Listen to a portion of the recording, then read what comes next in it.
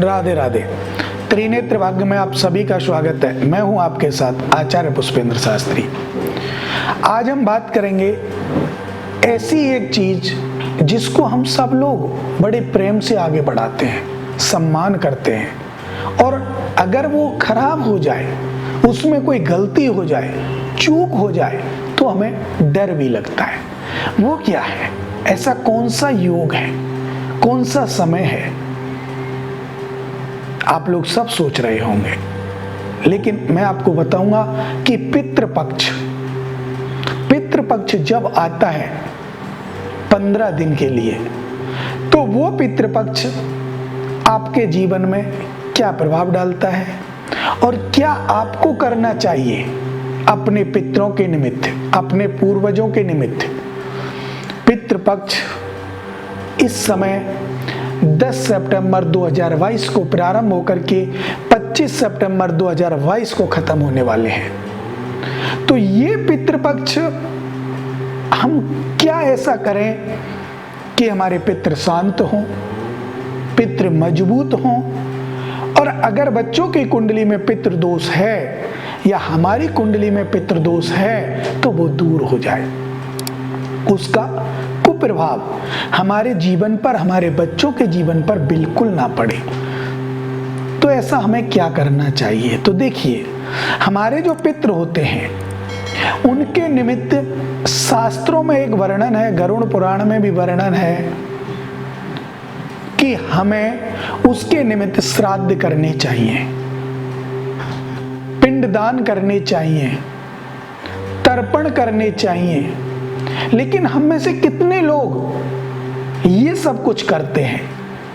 बहुत से लोग तो नहीं करते।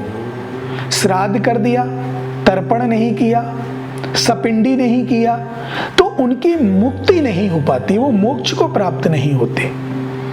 पितृपक्ष में जो पितृपक्ष प्रारंभ होता है तब से लेकर के अमावस्या तक आपको अपने पितरों का मनन करना चाहिए, ध्यान करना चाहिए और उनको मनाने का प्रयास करना चाहिए। जिस दिन उनका शरीर पूर्ण हुआ हो, जिस दिन आप श्राद्ध करते हो, उस दिन घर में किसी ब्राह्मण को बुला करके उनके नाम से तर्पण अवश्य कराएं, ब्राह्मणों को भोजन अवश्य कराएं, श्रद्धा अनुसार दान दक्षिणा जो भी आप देना चाहते हैं, जो आपकी श्रद्धा है, वो उनको अर्पण करें। पितरों को मजबूत अगर आपको करना है, जैसे पितृपक्ष प्रारंभ हुआ पूर्णमासी से और संपन्न होगा अमावस्या तक। अब जब जब हमारे श्राद्ध होते हैं, हम हमारे पितरों के श्राद्ध करते हैं, ब्राह्मण को बुलाते हैं, उनको भोजन कराते हैं, वस्त्र आदि देते हैं, और भी बहुत सारी चीजें होती हैं, लेकिन हम उनसे तर्पण नहीं कराते, कोई पूजा पाठ नहीं कराते, सिर्फ ब्राह्मण को बुलाया, भोजन कराया, वस्त्र दिए, नमस्ते की, राधे राधे। लेकिन इसके लिए हमें कुछ लगेगा नहीं। आपको सिर्फ और सिर्फ 250 ग्राम दूध, 50 ग्राम दही, एक छोटी सी शहद की, ये 3 चीजें लगेंगी। इसके साथ आप अपने पितरों का तर्पण कर सकते हैं। जैसे काले तिल हुए, काली उड़द हुई, वो पंडित जी आपको सामग्री बता देते हैं। तो उस तर्पण से जो जल आप दे रहे हैं पितरों को, वो जल उन्हें स्वीकार होता है और वो ब्रह्मांड में कहीं भी प्यासे नहीं भटकते। सपिंडी दान करें। अगर आपने अपने पितरों का सपिंडी श्राद्ध पक्ष में कर दिया, तो आपके पितृ आपकी 7 पीढ़ी स्वतः ही तर जाएंगी, क्योंकि वो आपकी 7 पीढ़ियों के लिए आपके पिंड चले जाते हैं, वो सपिंडी होता है।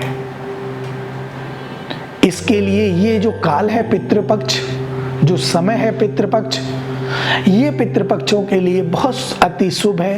पितरों को मनाने के लिए शुभ है, पितरों के निमित्त भागवत कथा का सुनाने के लिए शुभ है, पितृदोष को निवारण के लिए शुभ है। कभी कभी क्या होता है, हम भूल जाते हैं कि हमारे कोई पूर्वज इस दिन अपना शरीर पूरा किया, अब उस दिवंगत आत्मा का श्राद्ध हम कब करें, भूल गए? तो उसके लिए आपको क्या करना है, उसके लिए आपको सर्व पितृ अमावस्या, जो अमावस्या वाला दिन है, उस दिन हम जितने भी हमारे भूल चूक वाले जो हमारे पितृ हैं जिनका हम नहीं निकाल सकते, उनका नाम लेकर के अमावस्या को सबका श्राद्ध आप निकाल सकते हैं। वो श्राद्ध उन्हें स्वीकार होगा। जब से पितृपक्ष प्रारंभ हुआ, प्रतिपदा से, पूर्णमासी से, और पूर्णमासी का पहला, दूसरा प्रतिपदा का, तीसरा द्वितीया का, इसी प्रकार अमावस्या तक आपके 16 श्राद्ध हो गए। अब अगर श्राद्धों में तिथि का घटना हुआ, बढ़ना हुआ, तो 15 भी रह जाते हैं। अगर कोई तिथि घट बढ़ रही है तो एक घट जाती है, तो एक बार उसका हम अगर श्राद्ध करते हैं तो दूसरी तिथि में कैसे लगेगा? तो ऐसे श्राद्ध भी आप सर्व पितृ अमावस्या में कर सकते हैं। पितरों की शांति के लिए, पितरों का आशीर्वाद पाने के लिए हम पितरों के श्राद्ध किया करते हैं। पितरों को मनाने के लिए हम इस कार्य को किया करते हैं। पितृ हमारे जीवन में बहुत महत्व रखते हैं। आप भगवान की पूजा कीजिए, लेकिन भगवान की पूजा भी जब स्वीकार होगी जब आपके पितृ खुश होंगे। अगर आपके पितृ खुश नहीं हैं तो भगवान की पूजा भी स्वीकार नहीं होगी। जिस प्रकार आप वृंदावन जाते हैं, गोकुल जाते हैं, बालाजी जाते हैं, सालासर, मेहंदीपुर, हरिद्वार, जहां भी आप जाते हैं, भ्रमण के लिए आप जाते हैं और वहां आप भंडारे करके आते हैं। भंडारे लगा दिए, लाखों लोग आपके भंडारे में भोजन कर रहे हैं। लेकिन अगर आपके घर में आपके माता पिता भूखे हैं तो उस भंडारे का आपको कोई लाभ नहीं मिलेगा, किसी भी प्रकार का। भंडारा करते समय भगवान का भोग आपने लगाया, उसमें अगर आपने अपने पितरों का भोग नहीं लगाया, पितरों की थाली निकाल करके गाय को नहीं खिलाई, तो भी उस भंडारे का कोई महत्व नहीं है। वो भंडारा आपके दान योग में नहीं लगेगा, सिर्फ वो तो भोजन किया और चले गए, उसका कोई लाभ आपको नहीं मिलेगा। तो इसके लिए आप चाहे 2 ब्राह्मण भोजन कराएं, चाहे 1 ब्राह्मण भोजन कराएं, या आप हजारों लोगों को भंडारा करें, लेकिन उसमें आप चाहे बाहर करें या अपने घर करें, पितरों की पूजा अवश्य करें, पितरों का भोग अवश्य लगाएं। और जिस भगवान का कर रहे हैं, जैसे आप बालाजी महाराज की, हनुमान जी महाराज की सवामनी करने गए, तो हनुमान जी का भोग तो आप लगा ही रहे हैं, वो तो लगाइए, लेकिन वहां प्रेतराज सरकार का भी भोग लगता है, तो उस जगह आप अपने पितरों का भी भोग लगाइए, तब जाकर के वो भोग स्वीकार होगा और वो प्रसाद बन करके आपके जीवन में सुख संपत्ति दे देगा, आपका कार्य सफल होगा। पितरों के निमित्त किया हुआ एक एक कार्य आपके जीवन को बदल सकता है, लेकिन उसमें शुद्धता रखना जरूरी है। पितरों का, अगर आपकी माँ, आपकी बहन, आपकी पत्नी, घर की कोई भी स्त्री, बहन को छोड़कर, बुआ को छोड़कर, जो उस घर की बहू है, चाहे वो आपकी माँ है, चाहे वो आपकी बहू है, भाभी है, कोई भी है, छोटी की बहू है, जब आप पितरों की पूजा करने के लिए बैठे या भोग लगाने बैठे, उस समय पर्दा अवश्य कर लें, क्योंकि जब तक हम पर्दा नहीं करते पितृ भोग लेने नहीं आते। आप भोग लगा दीजिए, पर्दा किया नहीं, तो वो भोग पितरों को नहीं पहुंचेगा, उसे अनर्गल शक्ति भोग को ले जाएगी और अंत में फिर वो आपको परेशान करेगी, वो दुखी करेगी। तो इसके लिए आपको विशेष देखना चाहिए और अपने पितरों की सांत्वना के लिए, पितरों की समृद्धि के लिए, पितरों की खुशी के लिए और अपने जन कल्याण के लिए, अपने कार्यों की सफलता के लिए आपको ये कार्य करना अति आवश्यक है। पितरों के निमित्त तर्पण विशेष लाभकारी होता है, सपिंडी विशेष लाभकारी होता है, और पितरों के निमित्त तो जो पूजा पाठ आप करा सकते हैं वो आप श्राद्ध पक्ष में कराइए, पितृ पक्ष में कराइए, जिससे आपके जीवन में पितृदोष कभी ना आए और आने वाली जो संतान है उसकी कुंडली में भी ना आए। और इन सब बातों को देखते हुए घर में अगर जीवित हमारे माता पिता हैं, उनकी भी सेवा कीजिए। जब तक उनकी सेवा नहीं होगी, पितृ आपकी पूजा को स्वीकार नहीं करेंगे। पहले माता पिता की सेवा आप जीते जी करेंगे और फिर आपके पितृ स्वतः ही अपनी पूजा स्वीकार कर लेंगे। जब पितृ स्वीकार कर लेंगे तो भगवान स्वीकार कर लेगा। अगर आप चाहते हैं मैं सीधा भगवान से मिल लूं, भगवान की पूजा कर लूं, माँ बाप छोड़ दिए, पितृ छोड़ दिए, तो आप कितना भी खर्चा कीजिए, कैसी भी पूजा कीजिए, आपको वो पूजा लाभ नहीं दे सकती। वो पूजा भगवान के श्री चरणों में नहीं लग सकती। जब तक आप अपने माता पिता की सेवा और पितरों का पूजा नहीं करेंगे, तब तक आप आगे की पूजा नहीं कर सकते।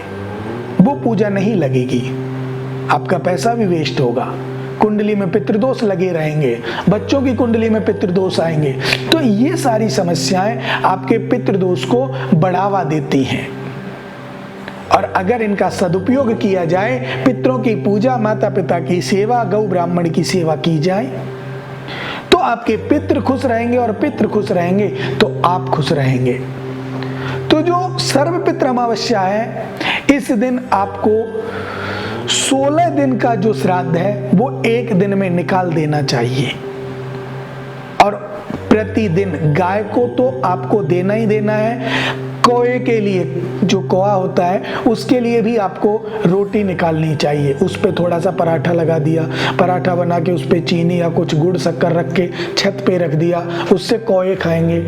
और गाय के लिए, काले कुत्ते के लिए आप ये भी करेंगे तो इससे भी ये जो काला कौआ जब आपका दिया हुआ अन्न या दिया हुआ भोजन प्राप्त करेगा तो वो सीधा आपके पितरों को लगेगा। आपने जो कुत्तों के लिए रोटी डाली है उसको जब वो प्राप्त करेगा तो वो सीधा आपके पितरों के लिए लगेगा।